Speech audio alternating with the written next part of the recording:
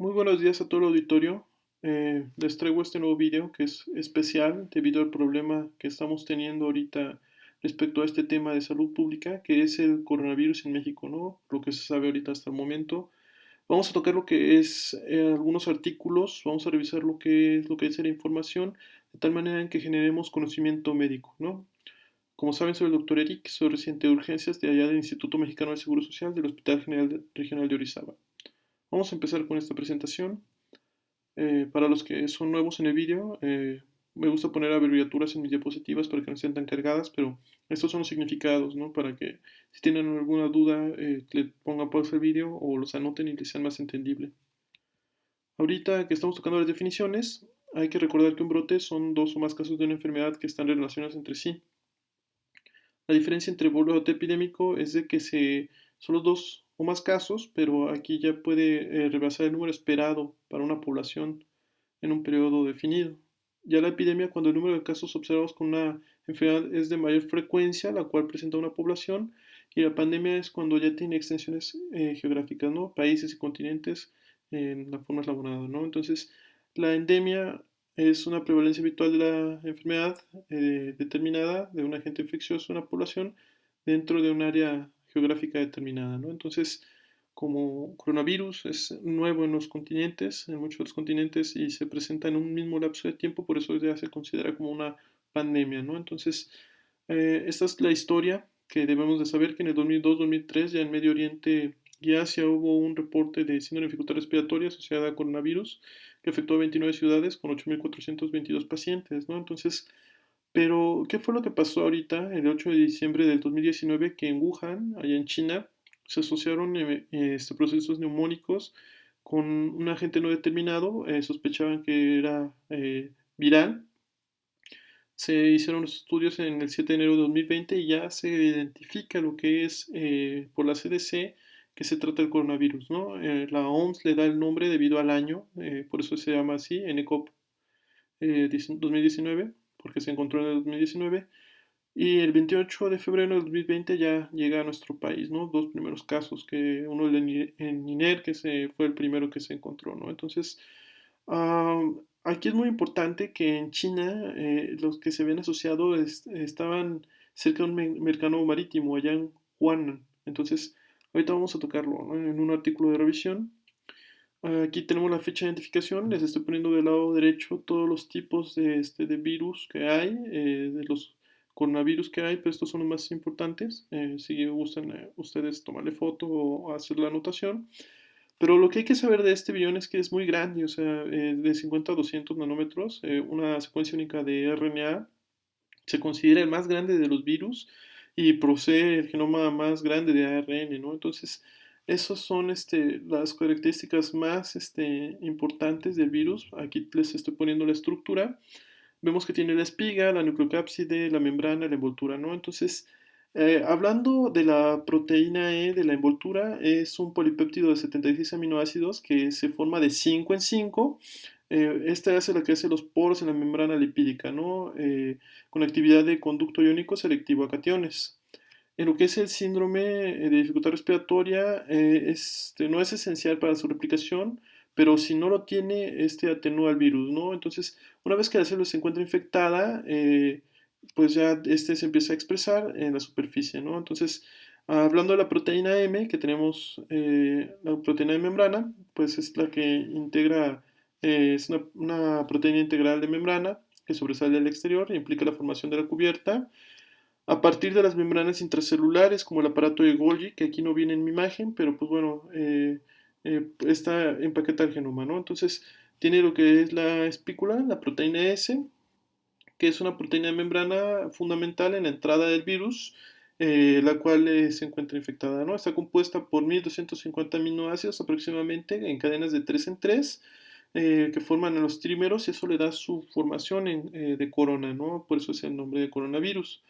Es una de las que son capaces de generar respuesta inmune y pues bueno, permite la fusión, lo que es la membrana viral a lo que es la otra célula, ¿no? Entonces tenemos también la nucleocápside, aquí se encuentra la nucleocápside, que son las que se ensamblan, ¿no? Para formar el RNA helicoidal y pues bueno, se encargan de empaquetar, ¿no? También Hay que mencionar que también hay hemaglutinina, no se encuentra en todos los tipos de coronavirus, pero es una proteína con actividad enzimática, ¿no? Que también se une el ácido ciálico de lo que son las mucosas del organismo, ¿no? Entonces, esta es una imagen de Nature Reviews de Microbiology. Entonces, ¿dónde se transmite? Lo transmiten los murciélagos, los camellos, la civeta, y pues lo más importante es que también es de transmisión de humano a humano, ¿no? Entonces, vemos que es importante saber que estos son mecanismos de contagio: el ambiente, el patógeno y el hospedador.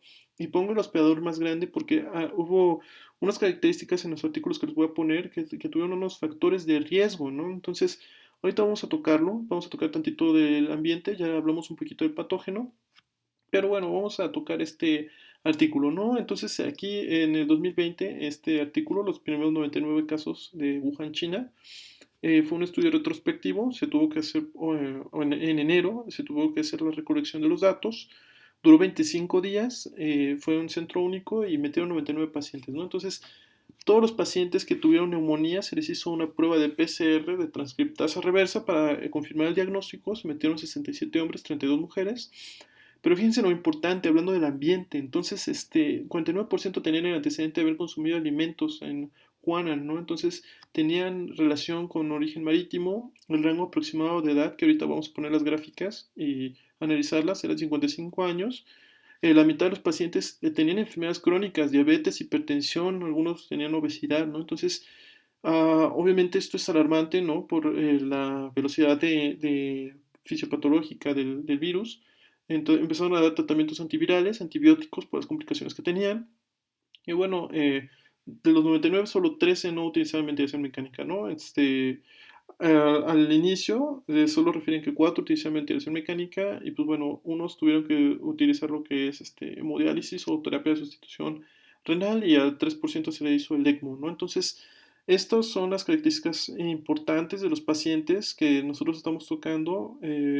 Por lo general refieren que eran vendedores de mercado, refieren que eran personas que compraban ahí o que estaban relacionadas, ¿no? Entonces, a los pacientes que entraron al estudio, a los que tuvieron la ventilación mecánica, utilizaron un modo de ventilación en modo SIMB. Entonces, de tal manera que metían unas PIPs muy altas con las FiO2 de 35 al 100%. Entonces, ¿qué resultados tuvieron? Para el 25 de enero se paró el artículo, pararon toda la investigación, y 31 de los pacientes, de los 99, fueron dados de alta, 11 fallecieron y los demás se quedaron todavía en estancia hospitalaria. No, no les dieron seguimiento porque necesitaban publicar este artículo, pero fíjense muy bien, dan las conclusiones de que la falla respiratoria es de 3 a 10 días, y de un solo portador infectó a 14 pacientes, ¿no? Entonces, si hacemos la división aproximadamente, entonces es la relación de 1 a 10, o sea, se necesitaron 9 pacientes infectadas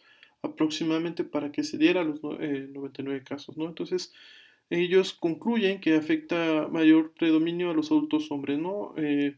Aquí tenemos las gráficas, lo que ellos ponen, los rangos de edad, 50 a 59, que es la mayor que tuvieron, predominio masculino. Aquí se encuentran las ocupaciones. Estaban expuestos, les comento, al mercado, ¿no? Marítimo. Algunos tenían enfermedades crónicas que aquí se encuentran, cardiovasculares, enzimáticas, tumorales, ¿no? Entonces, 23% se deben contando ingresaron a la UCI, y pues bueno, 57% de los pacientes, o 58, se encontraban todavía en el hospital, ¿no? Entonces, 11 pacientes fallecieron y 31 se dieron de alta. Meten más gráficas, los signos, que ahorita los vamos a tocar, todos estos signos de fiebre, tos, respiración corta, dolor de cabeza, confusión, disfagia, rinorrea, dolor torácico, diarrea, náusea y vómito, ¿no? Son los signos que mayor se presentaron. Aquí en su mayor frecuencia fue la fiebre y la tos, ¿no? Entonces, polipnea o bradipnea, que también se considera como shortness of breath, que también debemos de tener en cuenta, ¿no? Entonces, aquí se encuentran las comorbilidades, los pacientes que ya tenían patologías, los que ya ellos referían que tenían tabaquismo crónico, ya tenían un cierto daño en el seno epitelial, que es un factor de riesgo, y los que hallaron en sus radiografías y en la tomografía, ¿no? Neumonía unilateral 25, neumonía bilateral en el 75% y pues patrón muteado o patrón de focos múltiples en un 14%. Vemos aquí el tratamiento que dieron, obviamente oxígeno suplementario. 4 requirieron lo que es tratamiento invasivo, los otros 13 nada más por mascarilla. La terapia sustitutiva, 9%, el ECMO en 3%, y fíjense, al 71% le dieron tratamiento antibiótico, al 15% antifúngico, antiviral también 76%, le metieron glucocorticoides 19% y inmunoglobulinas en un 27%, ¿no? Entonces, todo esto fue tratamientos experimentales, realmente no fue algo basado, fue con respecto a resolver el problema, ¿no? Entonces, ¿qué es lo que vieron aquí? Estos son sus pruebas de laboratorio. Fíjense muy bien cómo tenían alteraciones en los leucocitos, los linfocitos, ¿no? Entonces, estos cambios subieron. Lo más importante de esta imagen es de que los linfocitos fue lo que mayor predominio tuvo, ¿no? Es lo que debemos de tener. Y la disminución de lo que es la hemoglobina. Eso es lo bonito de estas gráficas que nos dieron, cómo vemos algunos detalles de cómo vamos a encontrar nosotros en la población, ¿no? Recordemos que esta es una población de Wuhan, China. Necesitamos nosotros crear nuestra propia conocimiento, ¿no? Pero esto se podría usar como una guía de los hallazgos que se encuentran en los estudios de laboratorio y pues, bueno, aquí tenemos otros biomarcadores, ¿no? Procalcitonina, la sinteroncina 6, que es de inflamación, lo que es la BCG, un 85%, ¿no? Entonces, estas son las cuestiones importantes del artículo, ¿no? Entonces, ellos ponen estos factores de riesgo, los adultos mayores, inmunodeprimidos, tabaquismo, obesidad, enfermedades crónicas, diabetes, hipertensión, que debemos de poner también, y recomiendan o dicen que el cromosoma X también hay alguna protección, ¿no? En las mujeres, ¿no? Entonces dan una inmunidad adaptativa y es por eso que es la más frecuente en el hombre, ¿no? Entonces, hablando un poquito de su fisiopatología, vemos que inicia con datos de neumonía, hace poros, ¿no? A nivel del alveolo, vemos que empieza a hacer permeabilidad de proteínas, eso es la primera cuestión, dar entrada a más patógenos, a una coinfección, da entrada a lo que es el edema pulmonar, ¿no? Entonces, hay dos cuestiones que ellos estudian, que nosotros tenemos aquí, es el síndrome de dificultad respiratoria, pero ellos manejan también lo que es el síndrome respiratorio del Medio Oriente, ¿no? Si se va a tocar otro vídeo, vamos a tocar este tema que también debemos de saberlo, pero por el momento, con que sepan que este es el patrón que ellos tuvieron, empezaban a tener falla orgánica múltiple, ¿no? El edema pulmonar da datos de insuficiencia cardíaca, ¿no? Hay compromiso cardíaco, que es el primero que tiene, y obviamente el renal y todos los demás, ¿no? El hepático. Pero este es cómo se va conformando, ¿no? La historia natural de la enfermedad. Ya vimos el cuadro clínico, ¿no? Entonces, la fiebre es lo primero que tiene, la tos, ¿no? Y las alteraciones respiratorias es lo más prevalente, ¿no? Todo esto puede presentar su paciente, pero estos tres son los más importantes, ¿no? Utilizaron un estudio que se llama el MULSTA Score. Este todavía no tiene validación, no tenemos un estudio que realmente lo valide, pero esto es lo que encuentran ellos, que si presenta lo que es infiltración multilubar, linfopenia, coinfección bacteriana, antecedente de tabaquismo, hipertensión y la edad, entre mayor edad, mayor compromiso, esos son puntos para tener mal pronóstico, ¿no? Entonces estos se asocian con mortalidad de los pacientes. Como toda cualquier score, vamos a ver que entre más puntos que se tenga, mayor mortalidad, pero aún no hay un número exacto de casos, ¿no? Entonces, ya vemos aquí en español la biometría hemática. Les comento el más importante, los linfocitos que ellos refieren debajo del rango normal. Hay algunas otras afecciones que se puede tener por encima o por debajo, pero ese es lo más prevalente, ¿no? Que pueden presentarse, si quieren también tomar una foto, que está cargada la diapositiva, pero es solo una explicación del artículo, ¿no? Entonces, esto es lo que vamos a encontrar en la radiografía. Ahorita voy a poner unos ejemplos, la neumonía el 25%, patrón de focos múltiples y el neumotórax, ¿no? Y en la tomografía vemos las zonas de hiperdensidades, el broncograma, y ellos sacan un signo que se llama el signo de broncoinfiltración, que ahorita lo vamos a tocar. Entonces, vemos aquí la imagen, son radiografías de un paciente, entonces están radiopacos, no se encuentra a determinar bien, se refiere que está el paciente con manejo avanzado de la vía aérea, por aquí está el tubo, también tiene lo que es catéter, pero lo que quiero que se vean es cómo es que no se puede ver la densidad bien, ¿no? Entonces, Es una imagen bilateral que creo que es lo más importante que debemos de tomar en cuenta. Y bueno, que se empeora el estatus, ¿no? Con los pacientes. Aquí vemos otro paciente, un segundo caso, una mejor toma de radiografía. Vemos cómo hay radiopacidades bilaterales. Hay mejoría parcial, ¿no? Del inicial, aquí lo refieren. eh, Esta imagen lo refieren como imágenes también de vidrio expulido, que también sería otra cuestión como un patrón intersticial, ¿no? Entonces, también paciente con manejo avanzado de vía aérea, con intubación, aquí se encuentra, aquí se debe determinar mejor. Y bueno, hay que tomar en cuenta que requerimos después de estas tomas radiográficas la tomografía, ¿no? Que aquí vemos en una zona 3, aquí están viendo todo lo que son los datos de broncograma y estas son las zonas de hiperdensidades, ¿no? Entonces, aquí es los signos que ellos refieren. Entonces, ellos lo refieren como el signo de broncoinfiltración, ¿no? Entonces, estas son tomografías que se vieron en los pacientes, los patrones que se tienen con esta enfermedad, ¿no? Ya vimos fisiopatológicamente qué es lo que pasa, ya vimos con el individuo los factores de riesgo, ¿no? Entonces, esto es una diapositiva que lo ponen el aislamiento que debemos de tener al paciente. Allá en el Seguro Social el aislamiento se hace coloración azul, ¿no? Entonces, por gota se tiene que tomar algunos otros medidas de protección que ahorita vamos a tocar y dar el tratamiento farmacológico, ¿no? Por ejemplo, si el paciente ya presenta comorbilidades, ya vemos que tiene factores de mal pronóstico por mortalidad, ya iniciar los antivirales, ¿no? Todavía no hay uno en específico. Aseguramos la vía aérea del paciente porque el paciente muy probablemente va a tener síndrome de dificultad respiratoria aguda. Aquí les puse también otra diapositiva de cómo vamos a manejar los niveles de PIB y el objetivo es evitar complicaciones, ¿no? Entonces, estos son los tratamientos farmacológicos, oseltamivir, ganciclovir, lopinavir y ritonavir que se dieron de la CDC, pero aquí recalca, ¿no? No hay tratamiento antiviral específico, ¿no? Lo manejan hasta 14 días, que es lo óptimo. Si vamos a meter antibióticos, cefalosporinas, quinolonas, carbapenémicos, linezolid, ¿no? Citiciclina de antifúngicos, porque fue lo que refirieron en el caso, pero hay que individualizarlo, ¿no?